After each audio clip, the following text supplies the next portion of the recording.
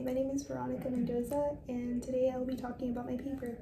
So I chose to do social media and younger kids and um, online predators.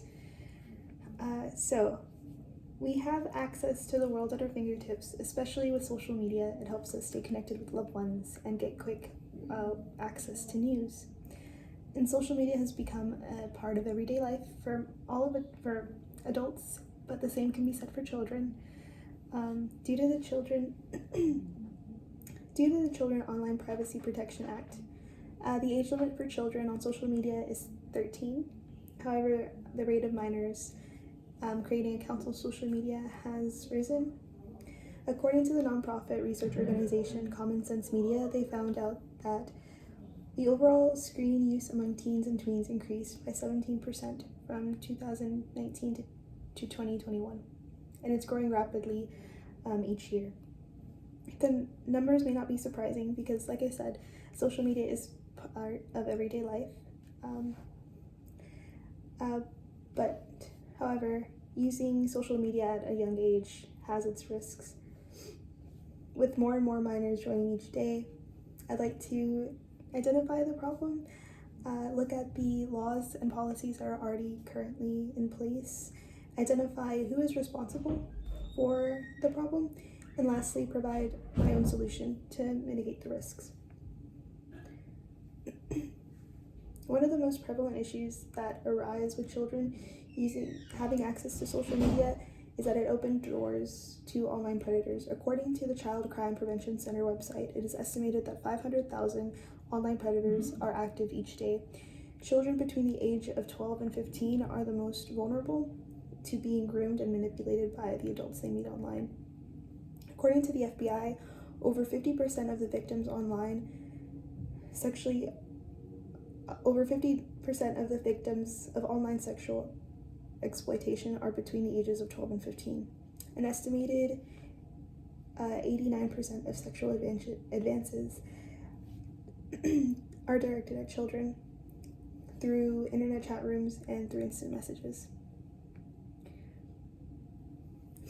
And more children are logging on online due to the pandemic.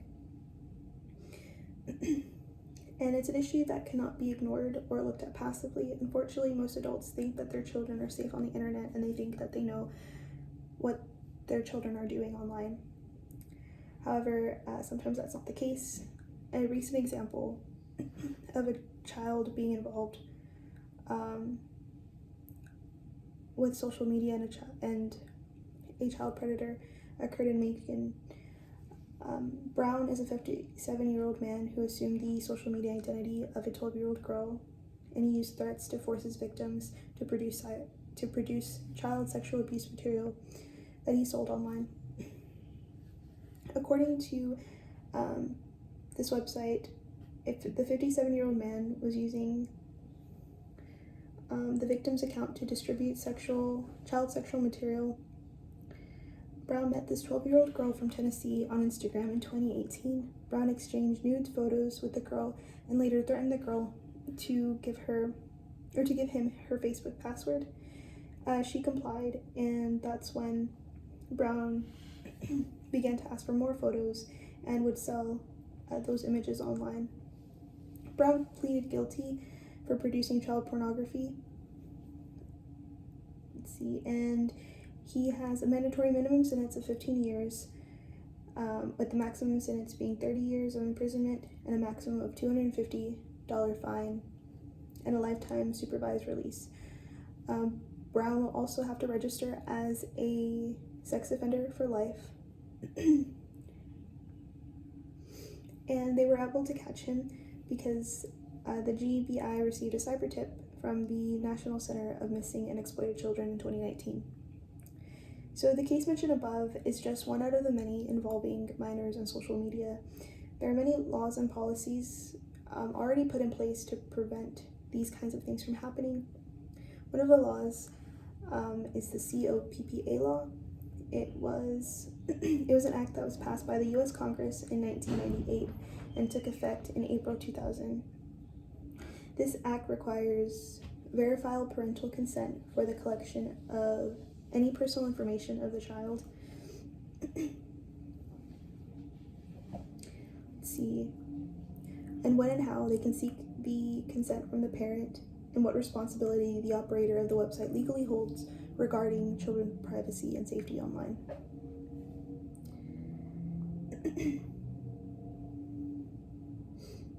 Let's see. Its purpose for this act was to micro-targeting advertisements and to minimize potential contact with dangerous individuals through chat rooms, emails, or anything involving kids' online activity. Another law that protects children is the Targeting Child Predators Act. This law allows law enforcement to obtain information from internet service providers before notifying that their information is being requested to the suspect. This law gives investigators more time, and the legislation applies only in cases of suspected child exploitation.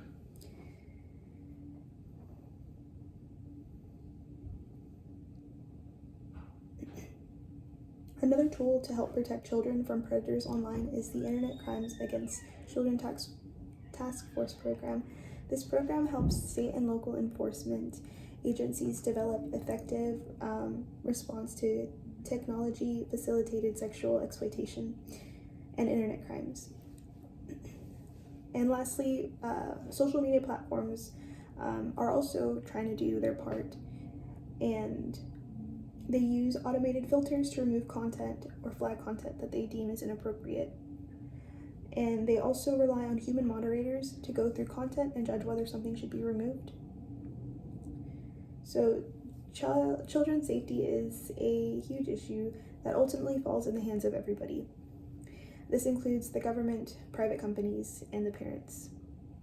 The government has a responsibility because it can pass laws that hold these private companies accountable and motivate them to create a safer environment for children. Private companies hold responsibility because it's their platform and they're the ones hosting and creating the environment for children. Let's see. And parents are also responsible because they are the ones who are closer to their children, and they can do many things to prevent their children from being exploited online, from education, modeling good behavior, and parents should be aware of what social media their children are using and monitoring them along the way. See, there's always room for improvement when it comes to online safety. A solution to mitigate the risks is for social media,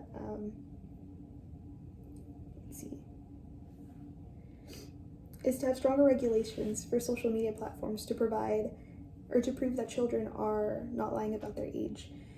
The law I spoke about before that states that children need to be 13 years or older to create a social media account states that the parents of children need to have verifiable consent. And the danger of that law is that it's very vague. It doesn't exactly state what that means. But I feel like if we go and clarify what verifiable consent means, it'd be easier for social media platforms to not allow children that are younger than 13 to make social media accounts. Let's see. The next thing is the safety. Let's see. The safety of the youth should be a top priority for social media companies. And social media companies are doing their part. Like I said, that they have automated filters that go and flag certain content. I feel like if we invest more in that type of technology, it will help lessen the amount of just child exploitation that goes on online.